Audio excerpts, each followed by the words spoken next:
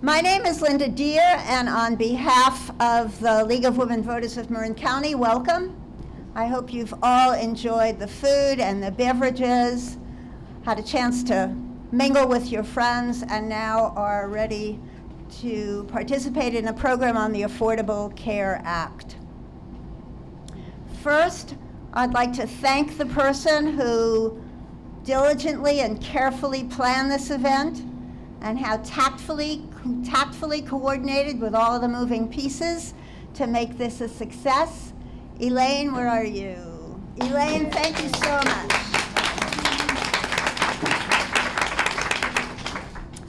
As you all know, the League is a nonpartisan organization. We don't back any particular, our third speaker.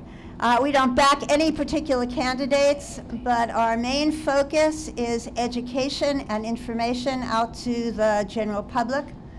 I'm going to talk for just a few minutes, and I'm probably going to race through some of the activities that the League is currently engaged in, because I don't want to take time away from our main program, but I do want you to get an overview of some of the key activities.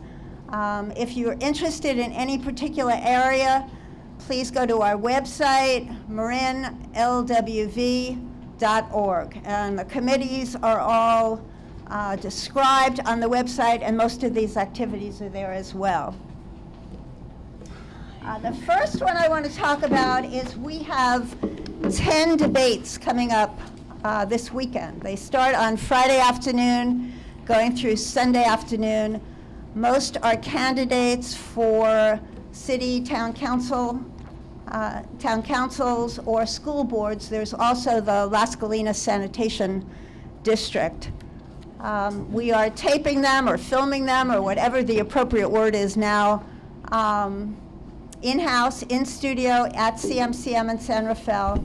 And shortly after the debates are completed, they will be posted to public access television, and they'll also be on our website. So you can, as Annie always says, you can go in your jammies in the middle of the night and you can watch our debates whenever it's convenient. The second activity that I wanted to briefly talk about is affordable housing in Marin County. You can't be a Marin resident and not have seen news articles or letters to the editor or heard arguments about whether or not affordable housing is a good thing, a bad thing in Marin County. And unfortunately, a lot of the information that is available, or some of the information that's available, is based on unreliable data, is based more on opinions than on fact. And so a team of people led by Judy Bensaka has put together a paper entitled Dispelling Myths Surrounding Affordable Housing. There's a link to it on their website. The paper deals with property values, crime, traffic, local control, defines terms such as density. And so if you're interested in this topic, I urge you to go to the site, link to that document. It's well researched, it's accurate, it's well written, and it's very easy to understand. Some parts of it are. Some is a challenge. Not because of the document, just because the topic is very complicated. The third area, that activity that we're working on, we have an international relations group which meets the last Monday of every month.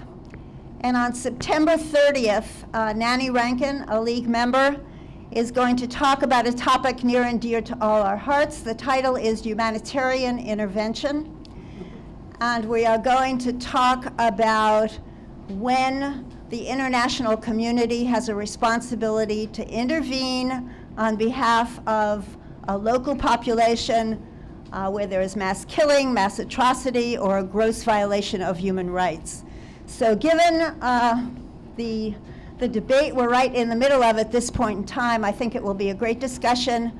Nanny has a lot of really good research that she's done, and I urge you all, everybody is welcome to attend this meeting. Yes? I think you mentioned the date, but not the time. Our meetings are on Monday afternoons, Monday from 11:30 to 1:30, and they're in the conference room right near our office at the La Plaza office complex. So again, if you go to the website, to our website, it will talk about this particular meeting, and it will also give you a heads up for the October meeting and November meeting as well. And lastly, I wanted to talk about a committee that was put together, headed by Martha Fleischman, on plastic bags. We had a presentation by Martha and Marcel Scholl on the state of the oceans, and most of us were appalled by the damage being done by plastic waste. She went ahead and put together a committee to look at single-use disposable plastic bags and what we could do within the county to ban their use. That committee has been very interesting for one, but we also, Martha has written a letter and the board approved it this morning to support local jurisdictions as they discuss and try to implement bans on these plastic bags. So that just gives you a flavor. It's certainly not all the activities going on, but it gives you a flavor of the kinds of activities that we're engaged in. One more thing that has a lot to do with our panel, John will be happy to note, the board this morning came out in support for Measure F, which is the Marin General Hospital bond, $394 million bond to upgrade the hospital to meet seismic standards and to get ready for the next generation of medical advancements. So with that, I'm going to go on to our program. First, I want to thank Margaret Jones, who put together our panel and has been communicating with our panelists to make sure everything runs smoothly. So thank you, Margaret.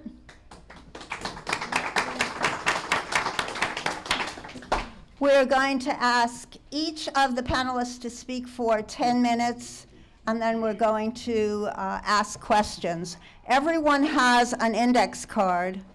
Let us know if you need a pencil, but you do have an index card. And as you think of questions, some of you might have come in already knowing what question you want to ask. Just write it down, pass it so that we don't interfere with the video equipment. Pass it over to this side, which is my right, your left. And Elaine and Sandy will be picking up the cards, and we'll sort through them just to omit duplicate questions. But hopefully we'll have a lot of time to do that. Now with our panel. Okay, we're going to start with Linda Tavaszi. Linda is the Chief Executive Officer of Marin Community Clinics, and this all really started with her. She came to a healthcare committee meeting, and we were all so impressed and so interested in what she had to say that just about everybody was at that meeting asked Margaret if she would be available for the kickoff. So no more needs to be said. You have the biographies, by the way, on your seat. They're either in your hand or under your butt. But there's a write-up on Linda. John Friedenberg, who's the chief, it says chief fund, I think I have that wrong, chief fundraiser and business development manager for Marin General Hospital. And Pedro Toledo, who is our resident expert on covered California. You might want to come in front of the table. Okay.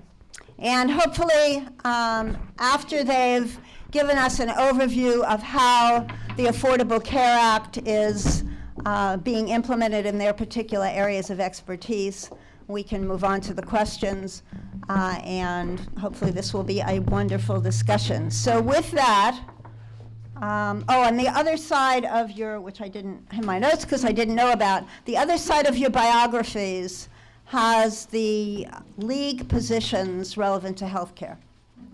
So you have the biographies on one side and the league positions on the other. So with that, Margaret, do you have anything you want to say, or we'll just hand it over to Linda? With that, Linda, you're on. Thank you, Linda. Thank you, Margaret. Thank you all for being here. It is always my pleasure to work with groups like you in this community, working to make things better for all that we serve. In the case of Marin Community Clinic, the story goes like this. We've had 41 years in the county, beginning in 2 church basements, one in Mill Valley and one in Fairfax. Over the years, we were able to work with our partners at Marin General, the County of Marin, the Marin Community Foundation, Sutter Health, Kaiser Permanente, to bring together the clinics in a setting on the backyard of Marin General. Very effective, very fine, lasted for 25 years and is still lasting. Back in 2008, a group of very committed, with their hearts, with their hands, and with their money, brought about a huge philanthropic effort to stabilize and settle 3 new clinics in the community, 1 in Novato, 2 in San Rafael, and the remaining 1 at Marin General, plus 2 teen clinics. I tell you all that because a short 5 years ago, we served 14,000 patients. Today, we serve 32,000 patients.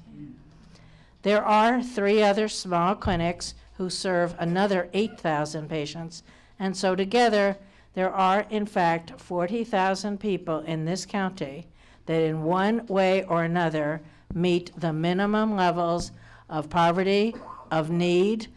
Most of them work, but I know families who have 2 jobs and cannot make ends meet, ends being health insurance, which is ferociously expensive, etc. We are shocked ourselves at some of the demand for service and for care. In 2008, we added dental services as an addition and complement to the then county's dental services. Among us, we have 19 dental chairs, 19. Working in one case, in our clinic in San Rafael, 7 days a week from 7 a.m. to 5 p.m.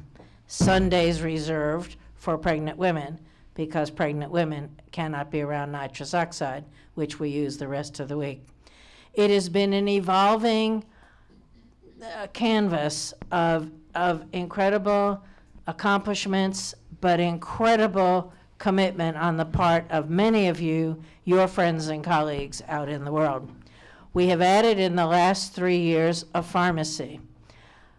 Before we had the pharmacy, 30% of our patients didn't even pick up their prescriptions. Why? Distance to the pharmacy, money to pay for it, complications of family, all the things you can think about that affect people who are underserved, underinsured, and unable to cope with a lot of life's challenges. So we put in the pharmacy. We've gone from 30% of people not even picking up their prescriptions to 1% of people who don't pick up their prescriptions. So you can extrapolate, of course, if you don't pick up your prescription, your next visit to your clinician is like a huge waste of time. So we are elated and delighted about that. There is a special program for clinics, federally sponsored, called 340B. Now, don't ask me the numbers and the names. I assume it's part of the legislation. But 340B is a program that assists the federally qualified clinics, which we are one of, in getting and achieving cost-appropriate medications for our population. It's very, very exciting. Recently, we worked a partnership with UC Berkeley School of Optometry. Another thing like dental, an unbelievable unmet need.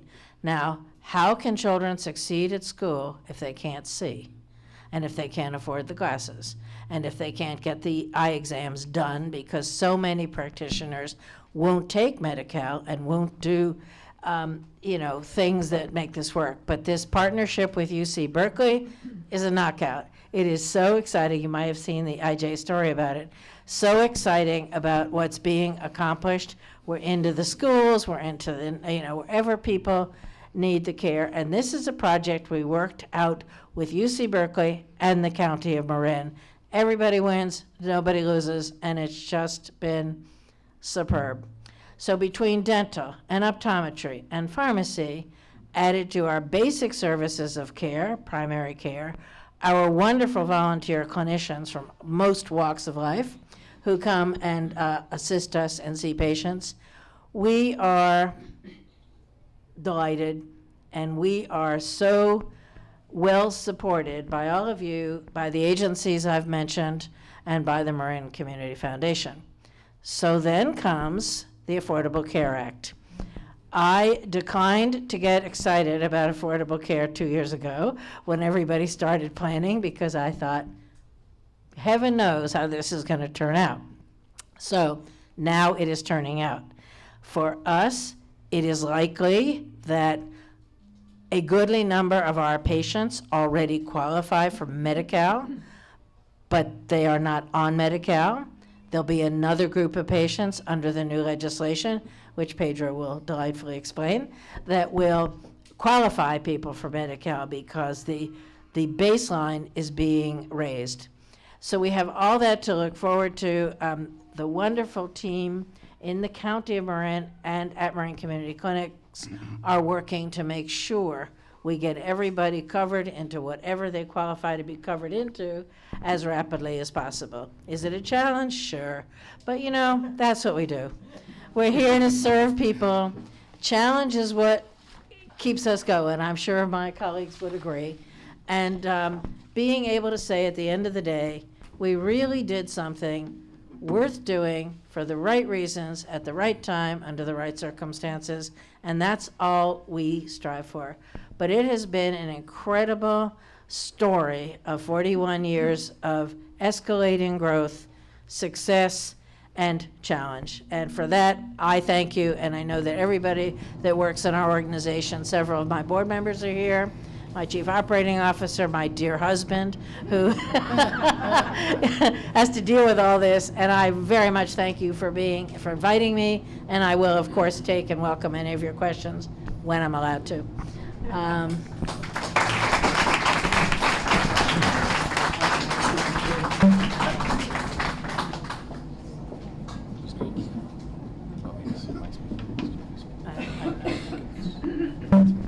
Yeah, no, it's is Linda gonna? No, you're on. Okay, you're on. If you're comfortable.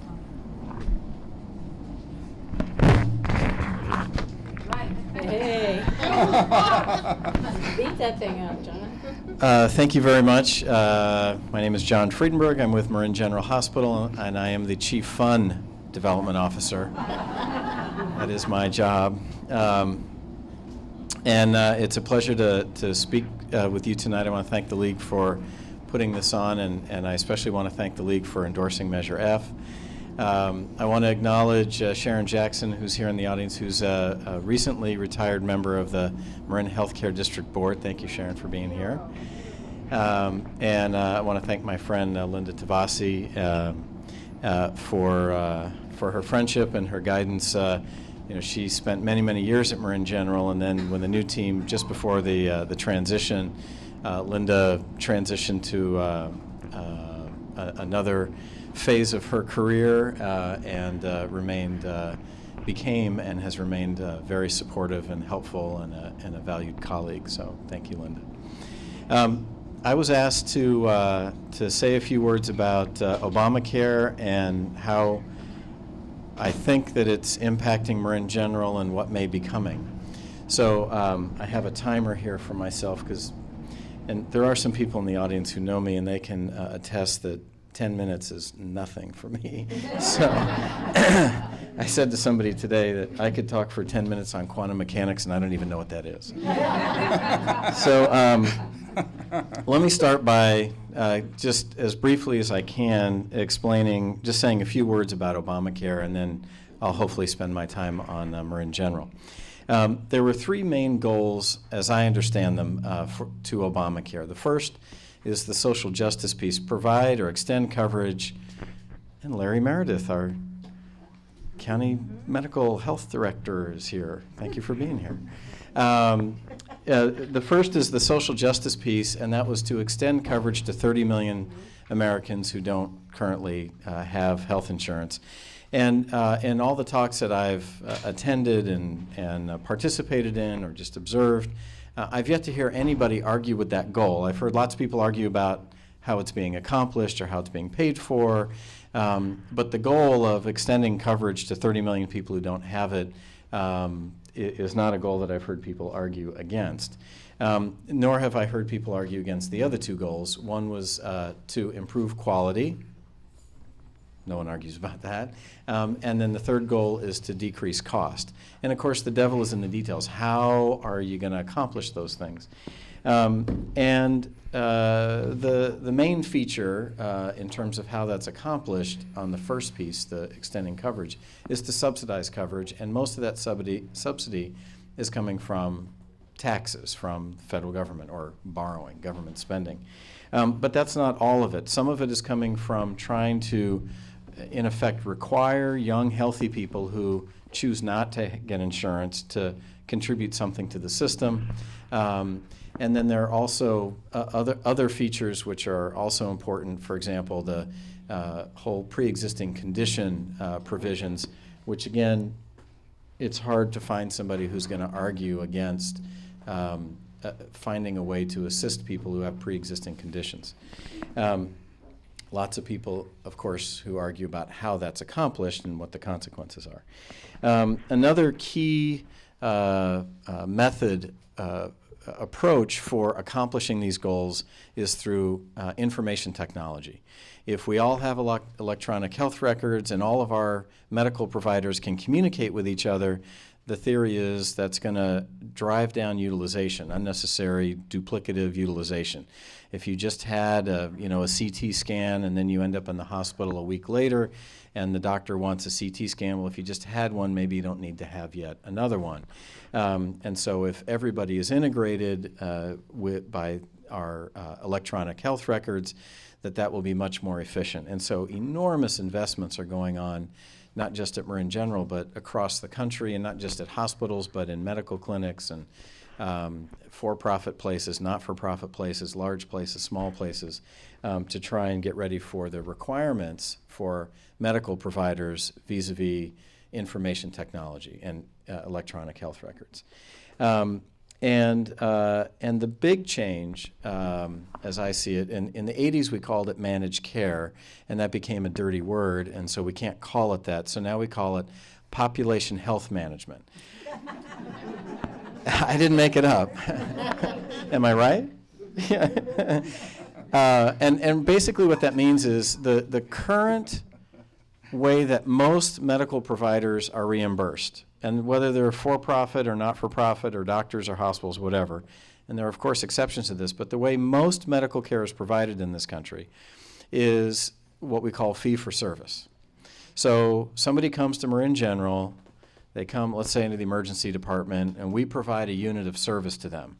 Maybe they have some x-rays or a CT and run some blood work, and they see a doctor and whatever, and we send a bill out, and we get some reimbursement depending on the payer. If it's a Blue Cross PPO, we'd get one amount. If it's a Medi-Cal patient, we get a different amount. If it's an indigent person, we'd send out a bill. We wouldn't get anything. But the way that we receive our income, which pays all the bills, is by providing a unit of service. What population health management says is we're going to get the money before we ever see the patient. And we're going to be incentivized financially to actually keep the patient out of the hospital. Because if we provide units of service or we don't, we get the same money. And so the more service we provide, the more it costs us to provide that service. So if we provide somebody with 1 MRI or 10 MRIs, we don't get any more or less money. So we become highly incentivized to identify what we call the frequent flyers, and try and intervene, provide maybe a social worker or maybe a nurse practitioner to work with that patient to help them manage whatever is causing them to constantly visit the emergency department, for example. And so I think most people in the industry have a pretty good understanding of how they're going to operate once we get there. And everybody understands, because we've been doing it for so long, how to operate in the current fee-for-service environment. But I actually don't know anybody in the industry who's figured out how we're going to get from here to there without very serious disruption. And so that's a fear and a source of tremendous stress and anxiety within the industry. How are we going to, it's not that there's resistance to going to population health management. It's just financially we don't know how we're going to survive during the transition. And, Linda alluded to when this first got rolled out or presented 2 years ago, didn't get too excited. I can relate to that because, we just didn't know, we didn't know how it was going to play out. So it was hard to make decisions. So let me see how much time I have. Oh, I have no time left. No. So let me talk about some things that we've been doing at Marin General to get ready.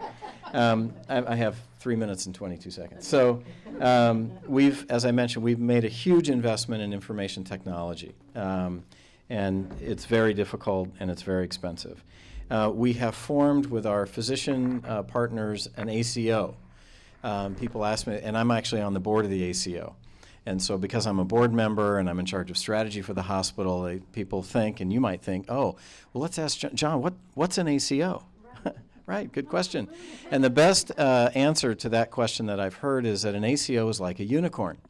Lots of people can describe them, but no one's ever actually seen one. I didn't make that up, but it's a good line.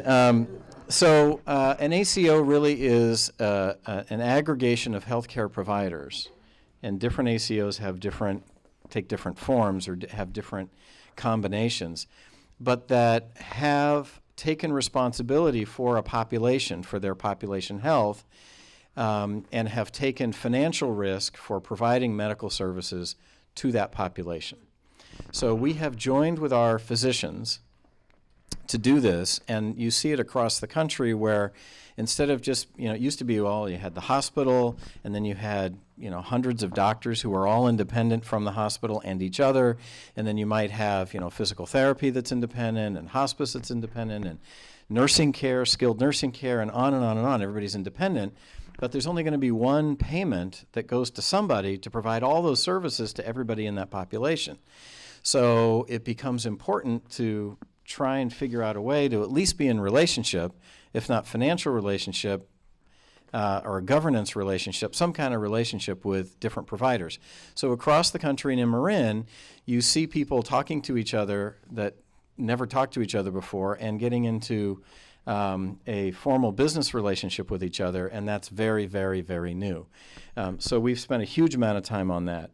And you see collaboration that exists that is unprecedented, and this is by design. The federal government is creating very powerful incentives to get us all to do that. And you're going to see it way beyond the local community, meaning that organizations who don't speak to each other, who compete with each other, and maybe don't like each other, are very quietly talking to each other about how we might work together. So if you want to ask me, and I'll save you the trouble of, is Marin General talking to, and fill in the blank, are you talking to Sutter? Thank you. It wouldn't be appropriate for me to specifically answer the question, but let me say this. Assume that we are talking to everyone and that everyone is talking to everyone else. So if you think, oh, well, there's no way that, John Muir and, whatever, the Daughters of Orange would talk to each other because they hate each other. I'm making this up. I don't think they do. Actually, you should assume that they are talking to each other. And if you think that there are different medical groups that aren't talking to each other, you're probably wrong. And there are going to be regional providers. That's what it's for. I'll finish up quickly. There are the regional providers are going to join with other regional providers and are going to join with national providers, and there's going to be a huge just massive consolidation among healthcare providers in the coming years. That's what we think is going to happen. Also, what's happened at Marin General, just to be very quick about it, we have created some outpatient services. So we've opened the Braden Diabetes Center to help diabetics in our community manage their own disease better. And that's exactly what Obamacare wants us to do. We have a similar program for cardiac patients called the TAM program. That's actually not new, but it used to be owned and operated by the local cardiology group, and it's now become part of the hospital. We have, as a result of a very generous grant from the Gordon and Betty Moore Foundation, completely transformed our discharge planning process, which can have a big impact on readmissions. And, starting next year, we're not going to get reimbursed for readmissions. So they're creating these incentives for us to not readmit people. We have made an enormous investment in stabilizing and increasing primary care in Marin County. About 90% of non-Kaiser primary care physicians in Marin County are working in a Marin General Hospital clinic now, and 3 years ago that number was 0. So we've made a huge investment there because if people have access to health insurance, they're going to need access to primary care, and if you have an insurance card but there are no doctors that accept your insurance, that card doesn't do very much for you. And then lastly, I'll just say that we have made some pretty significant changes in our emergency department that have resulted in an astonishing decrease in the number of admissions from the emergency department to the hospital. And I'll just give you this number. For about the last 10 years, 18% of people that showed up in the emergency department got admitted to the hospital. It's just 18% every year. In 2013, that number is 15%. And the decrease is almost entirely in the lowest acuity patients.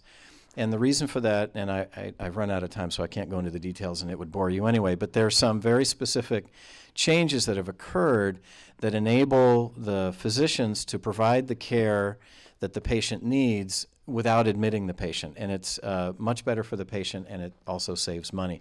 So there are all sorts of very specific things that we're doing to get ready for Obamacare, and I look forward to your questions, and I'm sorry I went 2 minutes over. Thank you very much.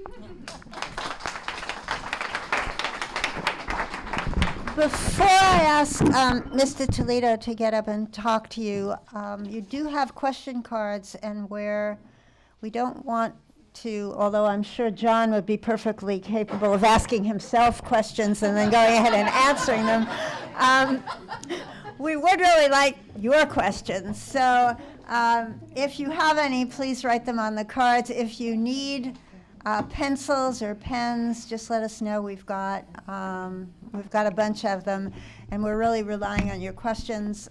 As you fill out those cards, just pass them, and we will collect them. Mr. Toledo, you're on. Great, thank you. I'm Pedro Toledo with the Redwood Community Health Coalition, and for those of you who may not know, can you hear me back in the back? Oh, great, perfect. Oh, sure. However, this is the problem with the tight cord here. Uh-oh. Oh, that would be great if I could use this one. This is perfect. There we go. Now I can see everyone.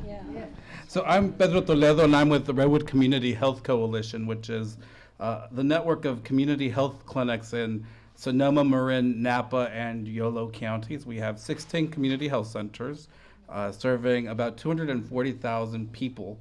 That's about almost 650,000 medical visits a year, and it's about a quarter of the population in our area. It's not quite so high here in Marin, but it is high as you get further closer to Sacramento. The mission of our health organization is that everyone have access to prevention-focused, patient-centered health care. Everyone in our region, and so health reform is critical to that in terms of getting more people onto coverage. And health centers were created in the war on poverty, almost, it's almost 50 years ago? Yeah, thank you, John. And so, the war on poverty was part of it's a social justice movement. It was a social justice movement. It continues to be a social justice movement. And health reform, it's one of the reasons health centers have advocated so diligently for health reform is that we know that health coverage improves social inequities. That if people have access to health care, they're able to get their prescriptions. If kids have access to health care, we know they're more likely to get vaccinated. We know, our research shows us that they even do better in school. They're more likely to see the dentist, and if they get sick, and they're much less likely to use the emergency room, and that was a study done in Sonoma County. So we've been working on outreach and enrollment efforts, specifically in Sonoma County for the past 12 years. And we do about 24,000 applications each year for mostly children. That was our focus. And now we're expanding that effort to anyone who needs coverage. And of course, we're working very closely with the County Department of Health and Human Services. We have to. They're the biggest enroller in Marin County. They're the biggest enroller in Sonoma, and every county has the responsibility to adjudicate the applications and get people enrolled in coverage. And of course, they also have some legal requirements to make sure that the indigent get access to health care services. So we work very closely with our partners. And California is actually leading the way. As much as we hear that there's so much, there have been quite a few delays in getting healthcare reform implemented in California. California is still leading the way. And actually, Marin is poised and ready to move health reform forward. I truly believe that we have a health department committed to implementing health reform, getting people into coverage, the community health centers, really a growing number of volunteer community members who care about their community, who want to see their neighbors and their friends get enrolled in coverage.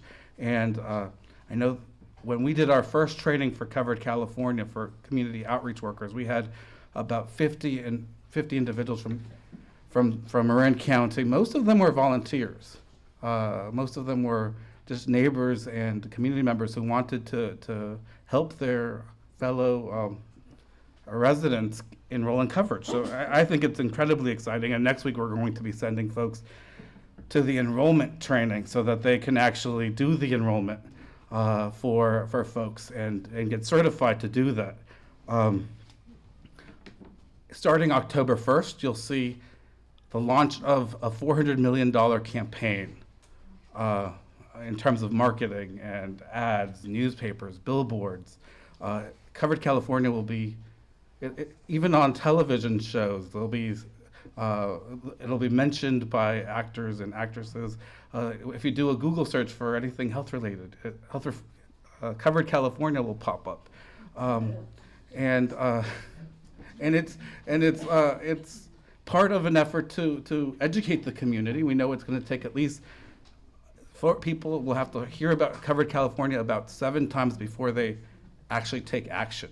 So, every time we talk about Covered California or we hear it in the newspaper, that's one of the touches in order to get eligible people enrolled into coverage. So we're excited to be part of the touches and to hopefully be the individuals and the entities that enroll folks into coverage. And health, it's really critical that the hospitals and the clinics and the health sector be at the forefront of this effort, because most people don't think about health coverage until they need it. It's at the point of, when you're in the medical clinic or when you're at the emergency room that you really think about health coverage, and you're much more likely to and inclined to take on health coverage because you're about to incur a bill. And it's much harder to get people to take on premiums when they're healthy and when they're not thinking about health coverage, especially if they, if they're of limited means and have other priorities like paying for rent, you know, and especially in a high-cost area like the North Bay. And so, you know, the work that the health centers and the hospitals and the health department and others are doing around coverage, including the health plans. The health plans will be allowed to do enrollment, so we'll see Kaiser and Aetna and the other insurance companies do direct marketing and do direct enrollment. So that's actually exciting. It's part of the issue is the health exchange has to be sustainable. It's in the law. There will be no more federal funding after 2000 and the end of 2014. So the whole health exchange, Covered California, has to be self-sustaining by the end of next year, which means we need to get 57% of people enrolled into coverage. They did the research and they found out that their break-even point where they need to get at is 57%, and we're very confident that we can hit our share of that 57% in the North Bay. I actually think we'll do a lot better than that. We usually do, but it's important to realize that Covered California needs to become self-sustaining. That we need to get as many people enrolled as possible if we want to have a health exchange in California. That's run by the state, and so and part of this is will require community mobilization. It will require all of us to tell our neighbors, our friends, our family members about new options that are becoming available. And you don't need to know everything about the law. You just need to know about where to refer people. And I have a great flyer. It's a calculator, actually. It doesn't look like a calculator. It's a Covered California document that talks about some of the breakdowns for eligibility. It has the 1-800 number for Covered California, and it has the website in the back, as well as, and if you call that 1-800, you'll be connected to an application assistant that can help you learn about eligibility. And some of the great aspects of the Affordable Care Act is the tax subsidies that some folks will be able to get. There will be some tax subsidies for individuals who qualify. It's for a family of 5, your income could be as much as $110,000, and you can get a tax subsidy at that point. So the levels are you can be working and you can be moderate income and still qualify for some tax benefit. And if you don't qualify, you can still benefit from the coverage itself. So there's economies of scale, and Covered California has been able to negotiate great rates, from my perspective, especially if you or someone you know has pre-existing conditions and you're paying for your own coverage right now, you may be able to qualify for something that's less expensive through Covered California. And so that's something that a lot of people may not know. They may not know that there is, if a lot of folks have been turned down because of pre-existing conditions, they may not know that there are going to be options for them. And really, Covered California is really about creating options for folks and making sure that folks get access to the healthcare services that they deserve and they need. So with that, I'll allow for questions. Okay.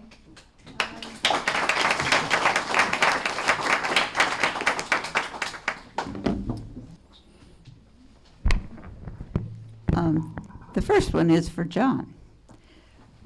Will accountable care organizations be able to select or reject some patients?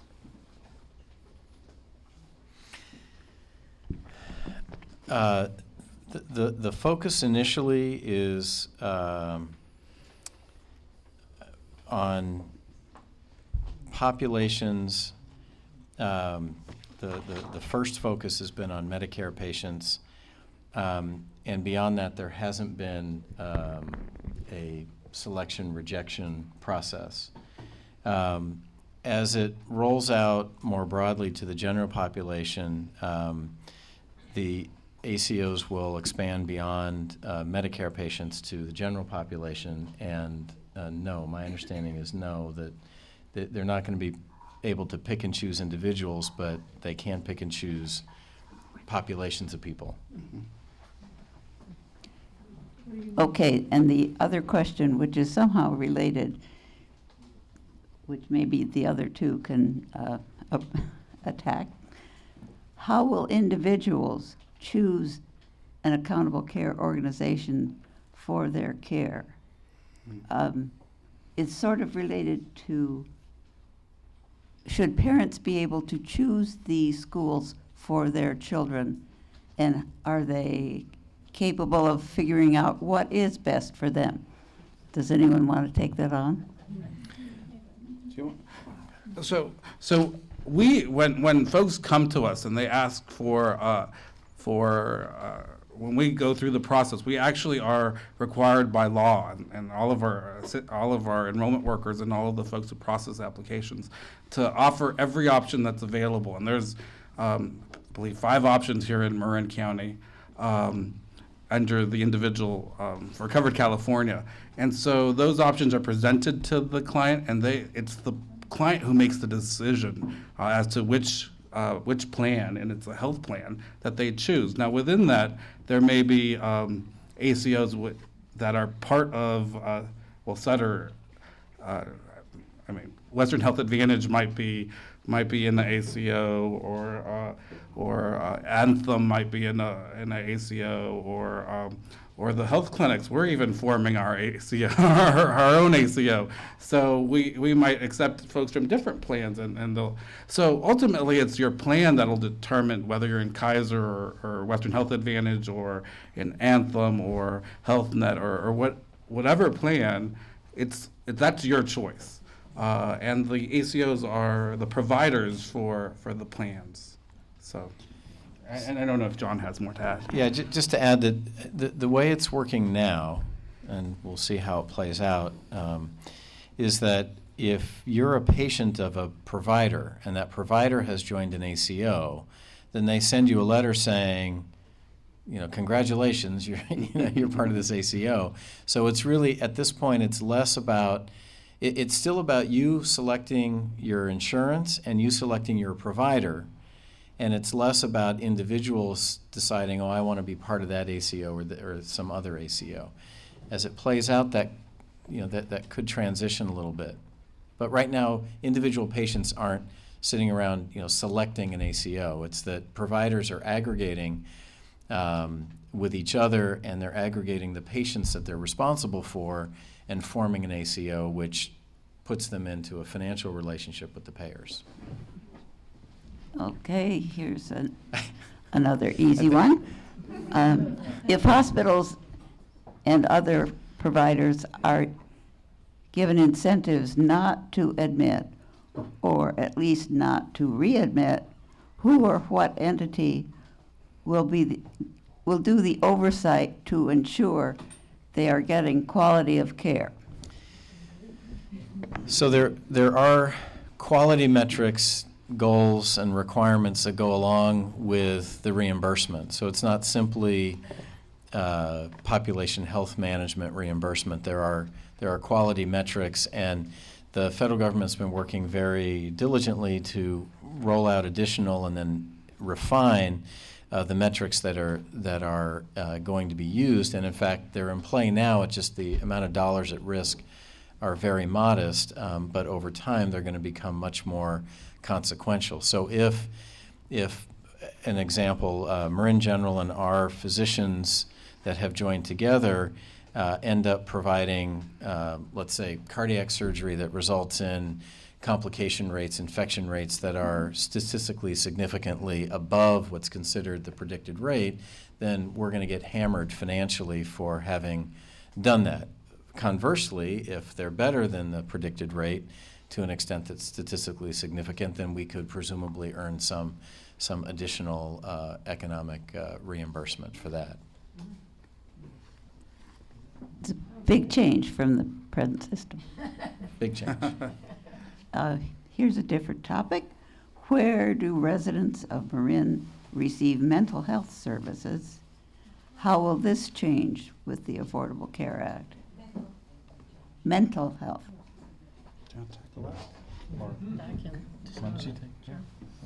We'll share this one.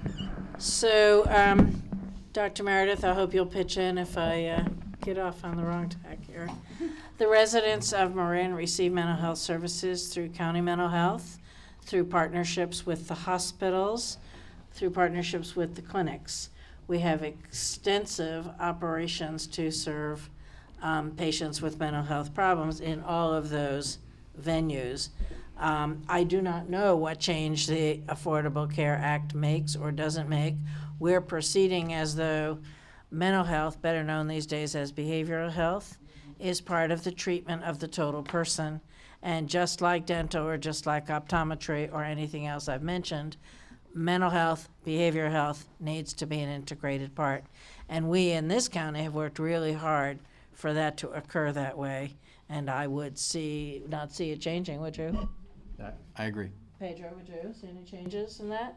There's some changes in that, there's been mental health parity issues and of course some transition. There'll be more folks being served by the county with the Medi-Cal expansion. So the county mental health services through the county have to expand.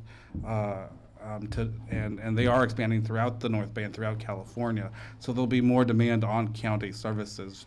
But as we progress, I think the parity issue is becoming one of that's still being debated, and still there'll be some more discussion about that, because what does parity mean, and in implementation, and for those folks who have serious and mental health issues. The mental health delivery system isn't always, hasn't always had the capacity to serve the amount of need that they have. And so we have health centers and hospitals and the mental health department doing the best with the resources that they have. And hopefully there'll be more resources through health coverage and with more people having health coverage to be able to provide more care to more people throughout throughout the country and the state and in Marin County. If I could add just one thing. If I could add one thing, and that is that having nothing to do with healthcare reform, there's over the last decade or so, there's been this tremendous change in a movement away from inpatient care to outpatient care, and that's true in mental health, and it's true for all hospitalization services. And that is projected to continue to be the case, meaning a continued decline in inpatient demand and a continued increase in outpatient services. And I think that I would expect anyway that as healthcare reform plays out, that that would perhaps even underscore that or accelerate that to some extent. Okay. Well, Kaiser members have to enroll in affordable health care. Well, Kaiser members? So if you have Kaiser, you could continue to stay on Kaiser. That's you can look and see how much if you're paying for Kaiser privately, you can compare your private plan to the covered California Kaiser plan, and there may be a difference. There may not be a difference in the amount you pay, but Kaiser is one of the entities that is health plans that are in the covered California as an option. So you'll be able to compare your current plan to other options available through Covered California. It may be less expensive, it might not be. So that's something that you'll have to look at. And you may be eligible for a tax credit if you do go through Covered California, which will offset some of the costs. Okay. There are a number of questions about Kaiser, as you might imagine. Here's a tough one. I am a Kaiser member. Why would I vote for Measure F? That's a hospital question. Can I stand up for this one? No. So there are a number of reasons why Kaiser has endorsed Measure F, and there are a number of reasons why Kaiser members support Measure F. And I'll just name a couple of them. The first is that Marin General is the county trauma center. So trauma patients, whether they're Kaiser members or not, receive their care at Marin General. Marin General also is the provider of a number of services, sometimes related to or adjacent to the trauma center. For example, cardiac surgery, neurosurgery, vascular surgery, labor and delivery, the neonatal intensive care unit, and a number of other services. So if you're in Marin County and you're having one of those services provided in Marin County, you're at Marin General. And again, it's irrespective of your insurance status.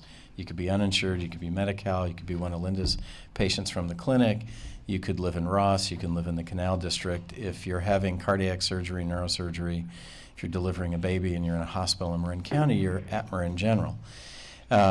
Marin General has a contract with Kaiser, meaning that Kaiser patients come into the hospital, we provide a unit of service, we send the bill to Kaiser, Kaiser pays the bill. So we have a good working relationship with our friends and colleagues there.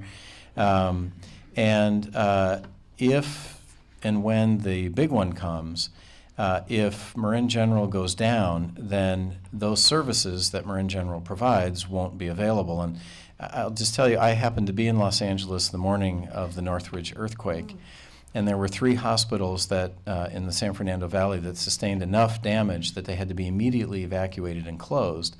And so people made their way, the injured made their way to their local hospital only to find everybody in the parking lot, literally. And the earthquake that damaged the hospitals likewise damaged the road system and transportation system, so there was no way to get people across town from the hospitals that are closed to the ones that were still open. And that's why the legislature passed SB 1953, mandating that hospitals be built so that they can remain open and fully operational in the immediate aftermath of a major quake.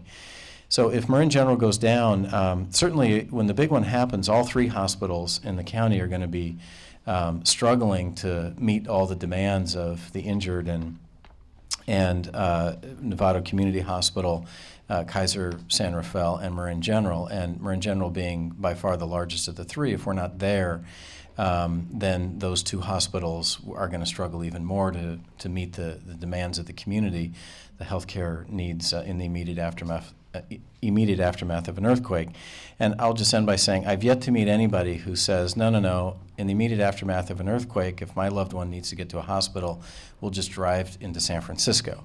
No one has argued that. So it's a hospital that serves the entire community, and we're happy to do that, and we're pleased with the wonderful support we have from Kaiser as an organization and Kaiser members. Thank you. Couple more. When a 26-year-old is no longer covered by his family coverage, and if unemployed, how does he or she get coverage in California? So if they're under 138% of poverty, he or she may be eligible for Medi-Cal, which is the public coverage. If he or she is over that, for one reason or another, may be eligible for the Covered California coverage with a pretty substantial tax credit at that point if they're, if they're working a very low wage job or part-time job.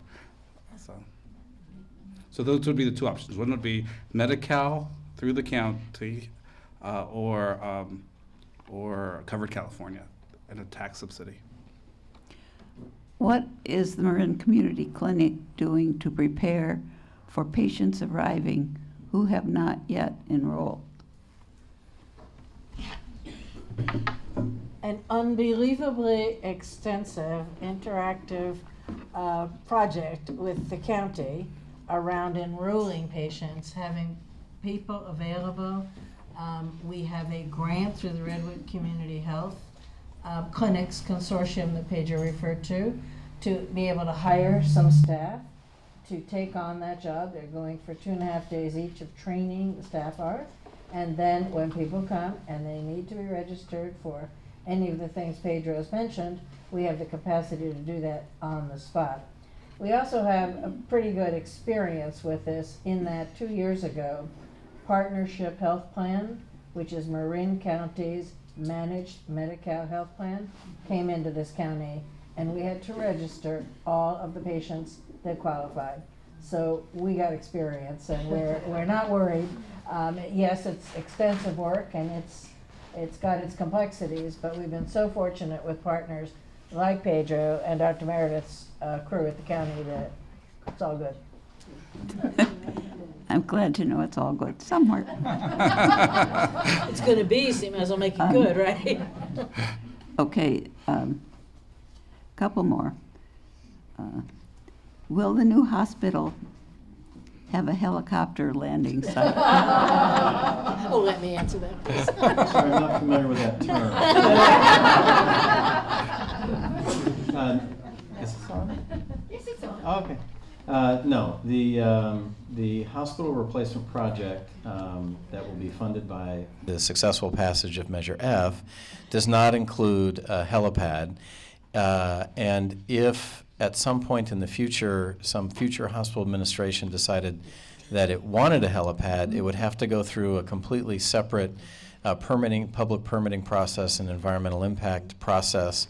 And so the community would have lots and lots and lots of opportunities to express themselves on that issue again.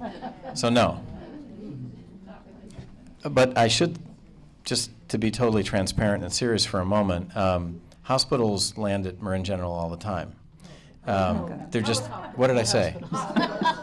Hospitals land there too. No, helicopters land there, I say all the time. I mean, it's a regular occurrence, and they land in the park across the street, and then we send an ambulance to either someone's being evacuated, and so we'll take them in an ambulance from the hospital to the park, or if they're coming in, if they're inbound from the park to the hospital. And that won't change when the new hospital's built. And the final winning question is, why should the public pay for, I think this means earthquake upgrading, when Kaiser pays for its own?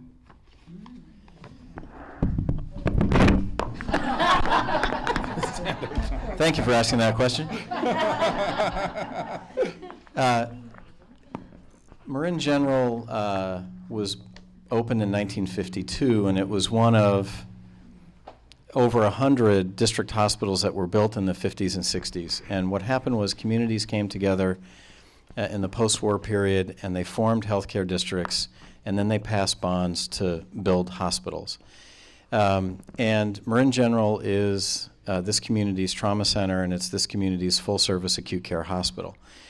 If this generation wants to have a full-service acute care hospital in Marin, then this community, by 2/3 plus 1 majority, will support Measure F. If the community decides it doesn't want that and is happy to have more limited healthcare services in Marin, whether it's on an ongoing basis or in the immediate aftermath of an earthquake or other disaster, then the community will vote no. But the state has made it clear, state law says that we have to meet these new seismic standards. There is no way, given the population that Marin General serves, to fund a hospital replacement project purely from future operating revenue. Meaning, last year, in the year 2012, on revenue, talking about inpatient hospital revenue of just about just barely under $300 million, we provided $43 million in community benefit in Marin.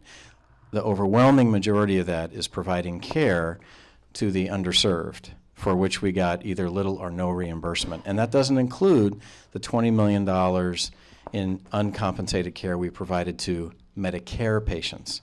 So the $43 million doesn't include the subsidy that we're providing as a hospital to Medicare. That's just the subsidy we're providing to this community. So if Marin General goes down, two things will happen. One is that somebody else is going to have to provide that care. So I don't know if, Linda, you want to increase your budget by $43 million, or Larry Meredith, who just walked out, wants to increase county spending by $43 million. Oh, there you are. Hey, Larry, you got $43 million in your pocket?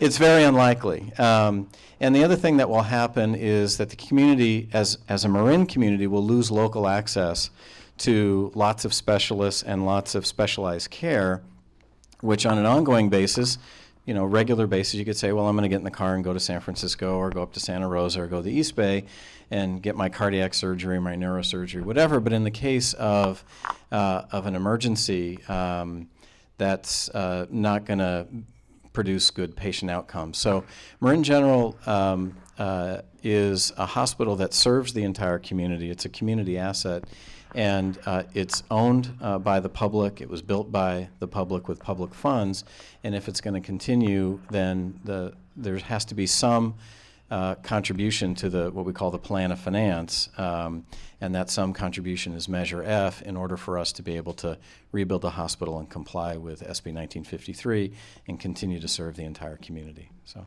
thank you very much. Okay, and at this point, there are 4 things that are going to happen. Larry Meredith, who has the burden of overseeing all healthcare services and other things in the county, wanted to say a couple of words, and then each of these people gets 1 minute to give you your take-home message.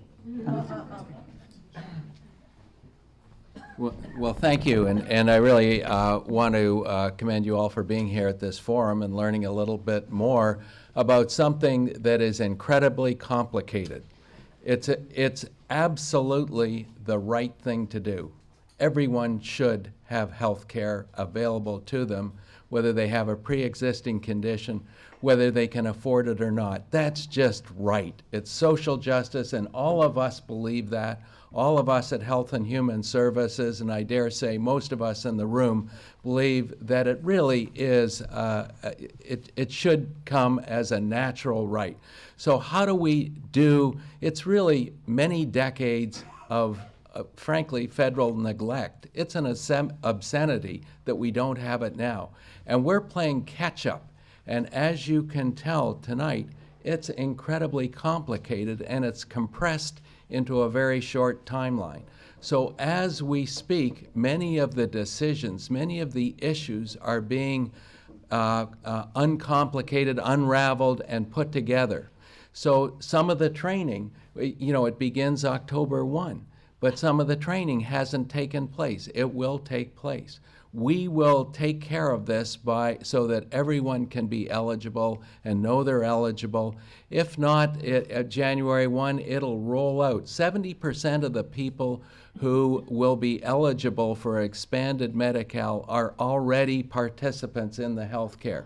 So it's not like anyone's going to be left out. We're going to be working with the community clinics, the hospitals, and Ritter and all of the agencies, so that together we will stand shoulder to shoulder to make sure that everyone has the care, the access to the services they need.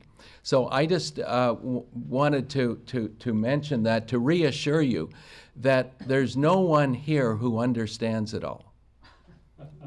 Trust me, it's impossible to understand the whole of healthcare reform.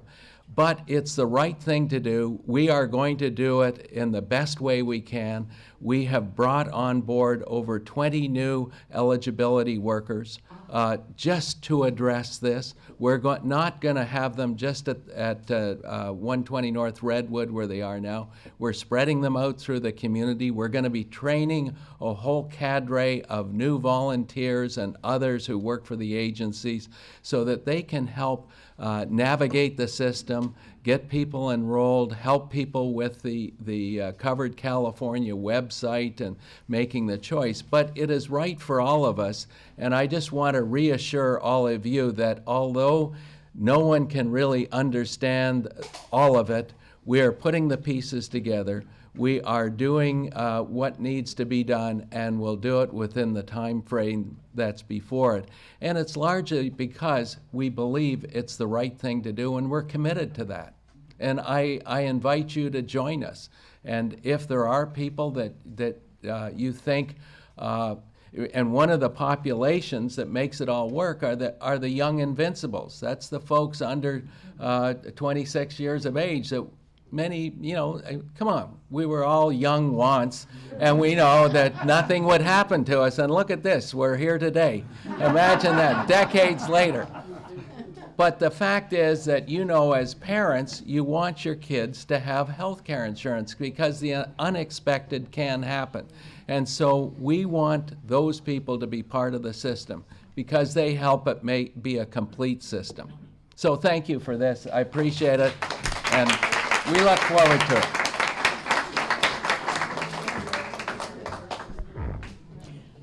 One thing I want to mention is in implementing this law, in many ways, California is way ahead of the rest of the country.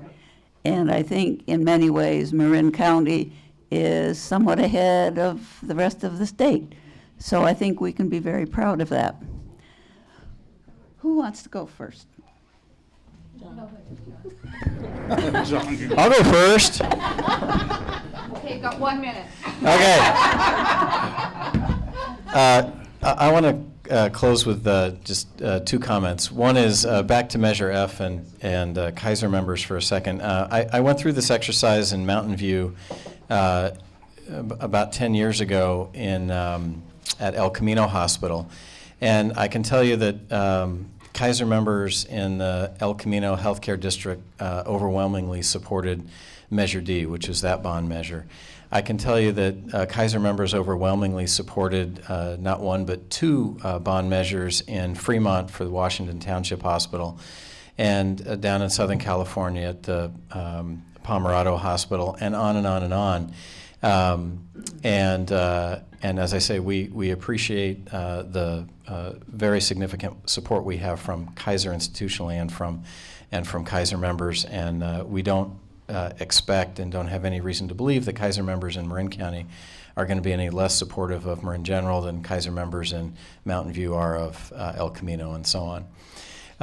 The last thing I wanted to say is that Marin General and our partners, our physicians, the clinics, and the other hospitals that we are aligned with, which are Sonoma Valley Hospital and Palm Drive Hospital and Sebastopol, we look forward to actively collaborating with the county, Larry and his team, with Linda and the Marin Community Clinic and the other community clinics in Marin, and doing our part to make sure that those that do sign up, that those that newly have access to health care get the same excellent care that the rest of us get who've been able to access health care before.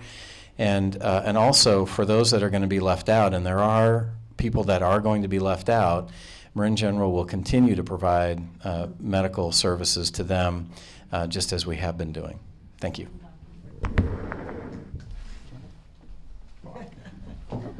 I just want to thank you for inviting me and us to talk with you and for spending your evening and your time with us. As Dr. Meredith said, this whole healthcare issue is incredibly complex, but knowing that you're interested, that you care, that you're here means a lot to us being in the fray of it every day, and also to the future of the community, both for the clinics, the hospitals, the Redwood Coalition, the enrollment process, the county, Kaiser, and Novato community, everyone that gets to play. We need all of you, and we welcome your questions. My material regarding the clinic and my business card are on the back table. I'd invite you to take that. Anyone has any questions, always feel free to call. Thank you. So this is a historic time for us, for the healthcare delivery system, for all of us, for those who will newly be eligible for health coverage. We have one family in Sebastopol who is so excited they want to they want to enroll at 12:01 a.m. on October 1st. And we actually have an enrollment worker who said, you know what, I'm going to do that. So we, for that family, they've been waiting for health coverage. They have pre-existing conditions and been waiting for health coverage for a very long time. They know that coverage doesn't start until January, that they're just pre-enrolling, but they want to pre-enroll. And so I think that kind of excitement, there are those in the community who are incredibly excited about finally being able to access coverage. And then there are some who just don't know about the new options that'll become available. And that's a significant group still. I think that's both a challenge and an opportunity. We can't have everyone coming through all at once for pre-enrollment. Coverage doesn't even start until January. Folks haven't even been trained yet, at least our community-based organizations haven't, on enrollment. We will be trained by October 1st, though. It's all happening very quickly, and we're going to be ready, but it's not a sprint, it's a marathon. And if we see it as a marathon, and we have to pace ourselves, and we need all the community support and involvement. And if you have any, if you're interested in volunteering, I know that you can either contact myself or Dr. Meredith's office. I think it's Sparky at the county who's heading that up. And we can make sure that we can connect you to the appropriate volunteer efforts. So we need people to table at events, people who can do some screening, people who can pass out flyers at their local residences or wherever, in their apartment building or wherever. Or if you're willing to go through a 3.5 day training to be an enrollment worker and to help people enroll into coverage. So we have all sorts of options for just about anyone. Feel free to give us a call.